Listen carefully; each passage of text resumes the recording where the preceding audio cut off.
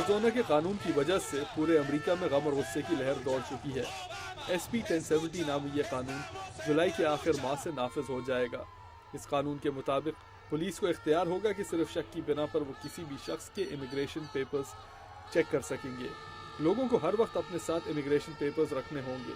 Arizona کی tourism اور cultural industry کے خلاف بائیکاٹ کا سلسلہ بھی اب شروع ہو چکا ہے۔ امریکہ کی لاطینی آبادی کی شہری حقوق تنظیم national council for law Raza کی صدر جینٹ مارگولا بتاتی ہیں، We pledge not to hold major conventions. ہم نے عہد کیا ہے کہ کنونشنز، کانفرنسز اور ایسی تقریبات ایریزونا میں نہیں کی جائیں گی جن سے اس ریاست تک سفر کرنا پڑے۔ SB 1070 سے ریشل پروفائلنگ، بے گناہ گرفتاریاں اور دوسرے متعصبانہ کارروائیوں کے دروازے کھلتے ہیں۔ اس بل کے حامی جیسے یہ ریڈیو ہوسٹس اس بائیکاٹ کو ناکام کرنے کی کوشش کر رہے ہیں۔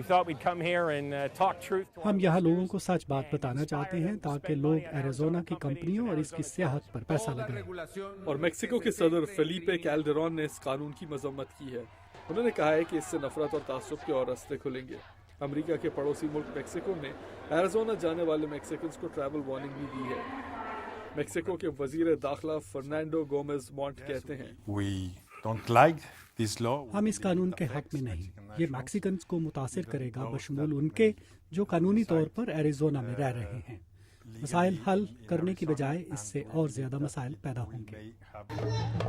بہت سے پولیس والوں کو ڈر ہے کہ اس قانون سے ان کے لیے جرائم کے شکار لوگوں سے معلومات حاصل کرنا اور مشکل ہو جائے گا۔ یہ ہمیں قانون کے نفاذ کی ذمہ داریوں سے دور لے جائے گا۔ اس قانون کے حامیوں کا کہنا ہے کہ اس سے ان جرائم کا مقابلہ کیا جا سکے گا جن کا ذمہ دار غیر قانونی طور پر رہنے والوں کو ٹھہرایا جاتا ہے۔ ایریزونا کے ریپبلکنز کا کہنا ہے کہ اس قانون کا نفاذ ضروری ہو گیا کیونکہ امریکی حکومت نے وہ قوانین نافذ نہیں کیے جن سے الیگل امیگریشن کو بارڈر پر ہی روک دیا جاتا۔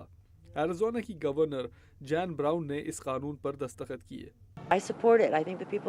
نہ صرف میں اور ایریزونا کی عوام بلکہ پورے امریکہ کی اکثریت بھی میرے خیال میں اس قانون کی حمایت کرے گی۔ ہم حالات کا مقابلہ کریں گے اور وفاقی حکومت کو کہیں گے کہ وہ ہماری سرحدیں محفوظ کرے۔